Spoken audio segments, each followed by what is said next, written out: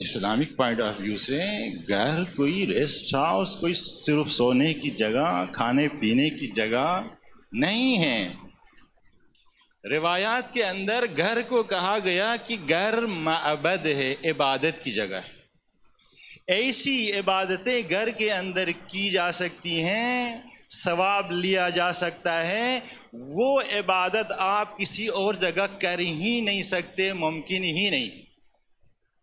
حتیٰ مسجد نبوی، مسجد الحرام، کسی بھی امام کے روضے کے اندر جا کے بھی وہ عبادت آپ نہیں کر سکتے، وہ ثواب آپ کو نہیں مل سکتا جو ثواب خدا نے گھر کے اندر کچھ کاموں کے لیے رکھا ہے۔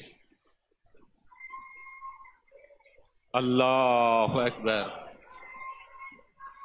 یا رسول اللہ،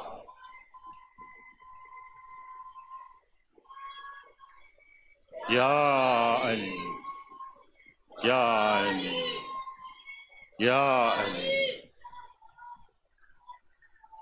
اللہم صلی علی محمد وآل محمد۔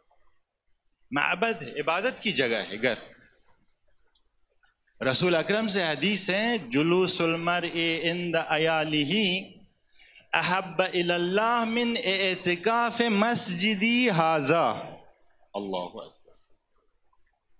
ایک شوہر کا کچھ دیر کے لیے اپنی بیوی کے پاس جا کے بیٹھنا خدا کو مسجد نبوی کے اندر اعتکاف کے لیے بیٹھنے سے زیادہ عزیز ہے، اعتکاف سے زیادہ۔ یہ باہر کہے نہیں، کیونکہ باہر ہم بہت ایکٹنگ کرتے ہیں، گھر سے باہر یہ ثواب نہیں ملے گا۔ گھر سے باہر کیونکہ لوگوں کی نظروں میں ہوتے ہیں، ہم بڑی ایکٹنگ کرتے ہیں۔ گھر کے اندر انسان کھل جاتا ہے، آزاد ہے گھر کے اندر۔